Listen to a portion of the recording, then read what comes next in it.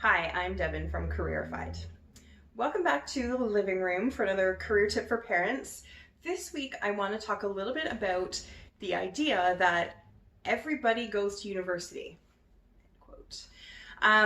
Back when I used to go into schools with Skills Ontario, and I did presentations for students talking about the trades and what the careers are and how you get there and some of the benefits, and that'll be another video.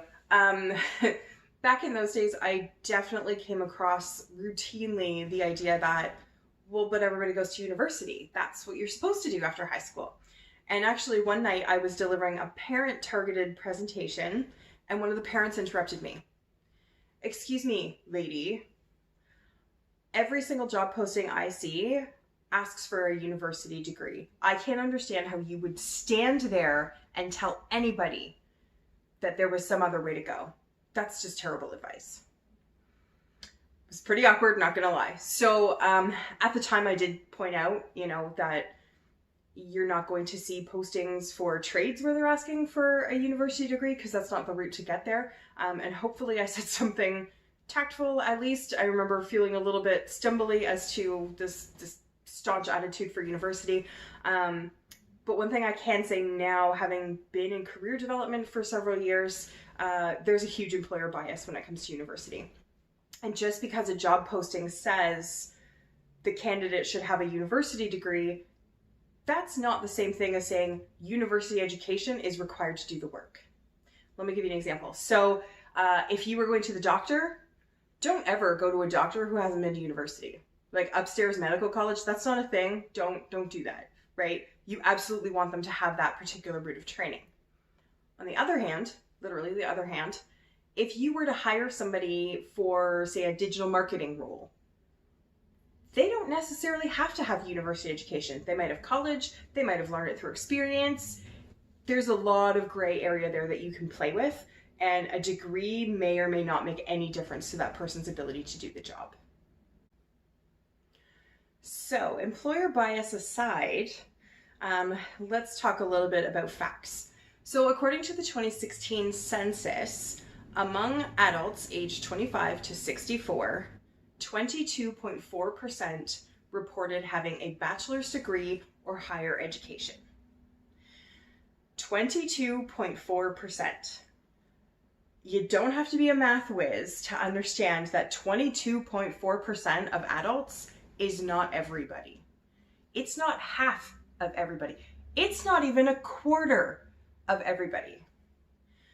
So it's very interesting to me that our kids continue to think that university is the only education worth getting, or the only education you should get, or the thing that everybody does.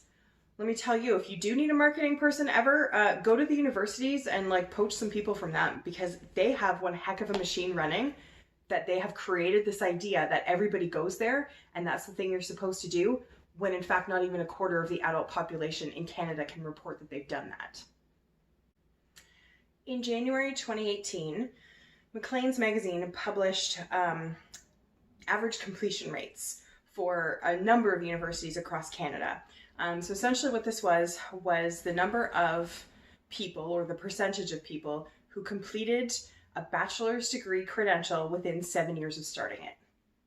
Some schools were pretty up there. Some schools, 80, 90%, great, good for them. Some are less than half. And the part of the stat that I really want you to pay attention to is this is over 7 years. A bachelor's degree for a full-time student should take 4 years if you do the full everything. So it tells me that there's a deeper story there.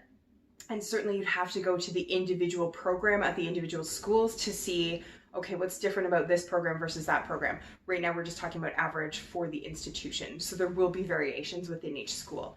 So at the end of the day, what that says is a lot of people start university education, but they don't finish it, right? 22.4% say, yes, I obtained the degree. And in some cases, less than half the people who start a degree actually finish it. So what can we do about it?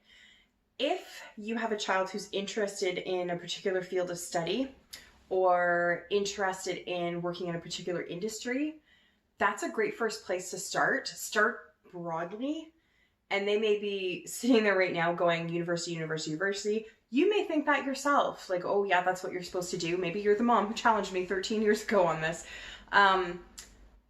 What I would say is sit down with them and say, okay, so this field we want to go into, I want to go into supporting people who have mental health issues. That's a huge problem right now. I see it among my friends. Maybe that's what your kid is thinking. Great.